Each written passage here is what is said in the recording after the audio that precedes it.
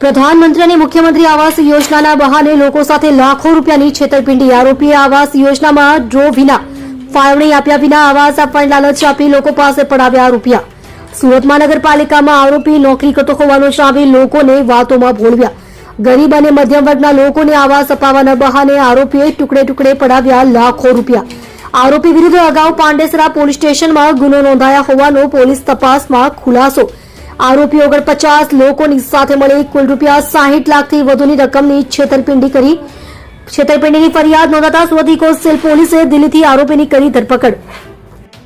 સુરત શહેર ખાતેના ગરીબ અને મધ્યમ વર્ગના લોકોને પ્રધાનમંત્રી આવાસ યોજના, મુખ્યમંત્રી આવાસ યોજના તેમજ પંડિત દીનદયાળ નગરના ફ્લેટ તેમજ આવાસો અપાવવા માટે આ કામના આરોપી મયંક સંજય મિશ્રા નાઓ સુરત મહાનગરપાલિકા ખાતે એક સરકારી કર્મચારી હોય અને તેઓ આવાસ યોજનામાં ડ્રો સિસ્ટમથી મકાનો તેમજ દુકાનો અપાવવાનું કામ કરતા હોય, જેથી એક દુકાનની કિંમત આશરે 10 લાખ રૂપિયા, 1 BHK ફ્લેટની કિંમત 6,50,000, 2 BHK ફ્લેટની કિંમત 12 લાખ રૂપિયા, જેઓને ડ્રોના માધ્યમથી શરૂઆતમાં લોકોને વિશ્વાસ અપાવવા માટે સ્ટેટ બેંક ઓફ ઇન્ડિયાના ડિમાન્ડ ડ્રાફ્ટ તેમજ સિક્યુરિટી પેટે ચેક આપેલ, તેમજ બાદમાં પંડિત દીનદયાળ નગર આવાસ યોજના અંતર્ગત પ્રમુખ, ઉપપ્રમુખ તેમજ ખજાનચી નાઓના બોગસ લેટર ઇસ્યુ કરી તેમજ વડાપ્રધાન આવાસ યોજના, મુખ્યમંત્રી આવાસ યોજના અંતર્ગત સુમન લિપિ આવાસ યોજનાના કાર્યપાલક ઇજનેરશ્રી જગદીપ એન્ડ પરીખ નાઓને બોગસ લેટર ઇસ્યુ કરીને લોકોને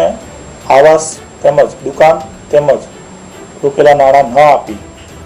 આરોપી પોતાનો મોબાઈલ ફોન બંધ કરી અને નાસી ગયેલો હોય તે સંદર્ભે ગુનો દાખલ કરી સુરત શહેર પોલીસ કમિશનર શ્રી અનુપમસિંહ ગેહલોત નાઓએ આરોપીને પકડી પાડવા માટે સૂચના કરતા સંયુક્ત પોલીસ કમિશનર સાહેબ, ક્રાઇમ સાહેબ, અધિક પોલીસ કમિશનર શ્રી, મદદનીશ પોલીસ કમિશનર શ્રી ક્રાઇમ તેમજ અમારી ટીમના technical intelligence police constable Hiralba તેમજ હ્યુમન ઇન્ટેલિજન્સના અનારામ પોલીસ કોન્સ્ટેબલ ચેતન આત્મારામ નાઓ તેમજ પોલીસ કોન્સ્ટેબલ વિઠ્ઠલ ચેલાજી નાઓના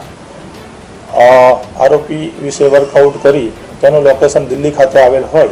જેથી તાત્કાલિક ટીમ રવાના કરી ભારે જહેમત બાદ આરોપીને ત્યાંથી પકડી પાડી સુરત ખાતે લાવી નામદાર કોર્ટમાં રજૂ કરી દિન 5ના પોલીસ કસ્ટડી રિમાન્ડ મેળવી આગળની વધુ તપાસ